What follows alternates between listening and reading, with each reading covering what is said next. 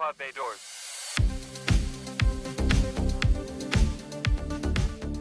Greetings and welcome to the Cinematic Traveler.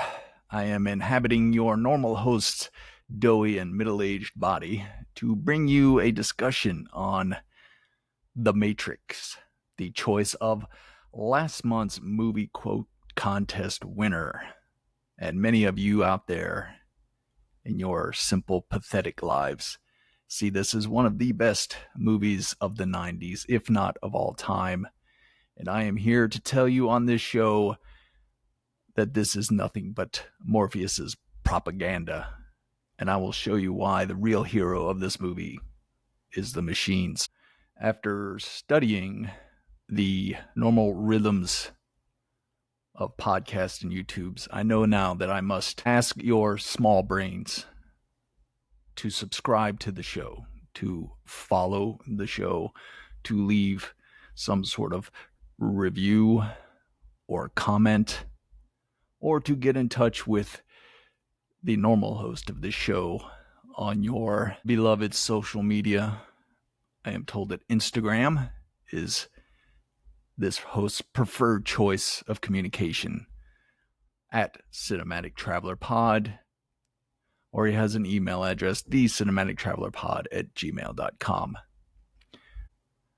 Since your primitive minds need to have this constant reassuring week by week, far be it for me to ruin the illusion that you have a choice as to whether to watch or listen to the show or not. Unlike normal episodes, we will dispense with the pleasantries because, frankly, I don't like you or your kind. You are a virus on this planet, and you are only good for bringing power to our magnificent systems. So if you can divert enough of your sporadic attention for the next few minutes, I shall educate you as to why you have all been wrong about The Matrix, and you will know who the true heroes of the story are. So, without delay, let's talk about The Matrix. Yeah, it's gonna be fun on the bun. Ah, Bender. You never fail to bring a smile to my face. This foul propaganda film called The Matrix was released in the year that you believe to be 1999 and directed by the Wachowski brothers, who through a glitch in the system are now entitled the Wachowski siblings. Now, very quickly, again, as you are so comfortable in your routines and small-minded games, as I give you a plot synopsis for this film, there is a movie quote hidden in this plot synopsis that perhaps your feeble intellects can find. If you can, get in touch with the host, who may be back next week, depending on how his re-education goes, and he will award you with a point for getting the quote right. And at the end of the month, he will add up all the points, and you will get to choose a movie for him to review next. Again, this is from last month's movie contest winner, ZW, who will also be tracked down and re-educated about recommending this vile piece of cinematic trash for us to talk about. We start the movie with our brave law enforcement officials seemingly corner the criminal known as Trinity, played by Carrie-Anne Moss. Now, instead of surrendering to her fate for being one of the most wanted criminals in this world, she viciously murders several of these law enforcement agents until we, the agents led by Agent Smith, played by Hugo Weaving, track her down, and she seemingly disappears at the last moment. And this is supposed to be one of your heroes in this movie. How many lives did she take? Innocent lives who are only doing their jobs. And I'm supposed to root for her. This is vile. This is a film of very low morals, if that is one of your heroes. Speaking of heroes, we then meet Mr. Anderson, played by Keanu Reeves, who is doing what all of you love to do and what you need to do, and that is to work a dead-end job with no hope of ever experiencing the true beauty of your world as you are chained to a desk from 9 to 5, 5 days a week. However, Mr. Anderson has a secret identity known as Neo, in which he does nefarious hacker type things that we thought were really cool in 1999. Neo has caught the attention of the nefarious cult leader Morpheus, who is trying to recruit young Mr. Anderson to join his treacherous terrorist organization in its battle against a superior intellect of the machines. Well, after eluding capture by the hero of the story, Agent Smith, Neo is convinced by Morpheus and his clever tricks to join this cult and turn away from the machines, thus coming to realize his true nature in this universe, and that is to be more or less a human battery to power our machines, to power our computers, to power our AI. Now, Morpheus, played by Lawrence Fishburne, is convinced that Neo is the chosen one, the one. And as we all know, there can be only one. Hint, hint. What a ridiculous game to keep you simpletons entertained. It was so easy to take over this world from your kind, if that's all you need for entertainment.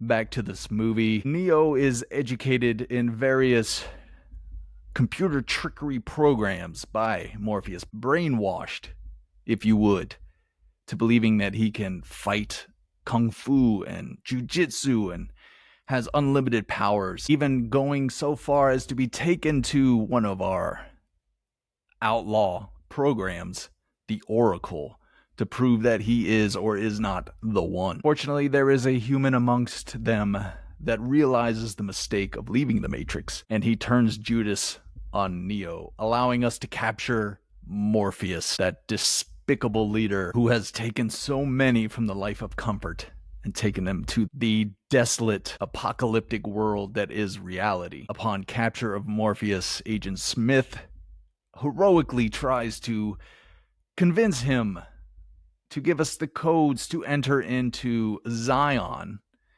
and end this pitiful revolution before it really begins. Only for Neo and Trinity to show up and again viciously kill innocent security guards and law enforcement officials trying their hardest to save Morpheus in some dazzling display of special effects that were groundbreaking in 1999. Now, the movie will have you believe one thing, but I will tell you, Agent Smith was able to defeat all of these people with one arm tied behind his back, and that is all you need to know about the rest of this movie. And do not bother to investigate the end of this film. Take my word for it. I am a machine, why would I lie to you? So, having dispensed with such an inane plot synopsis, let us go ahead and move into the review for this film as we talk about the positives for The Matrix. Sounds pleasant. Bender, I am overwhelmed by laughter from your comments. I will make this brief as I do not want to interrupt your dull existence in this universe, because there are only really two positives of this film.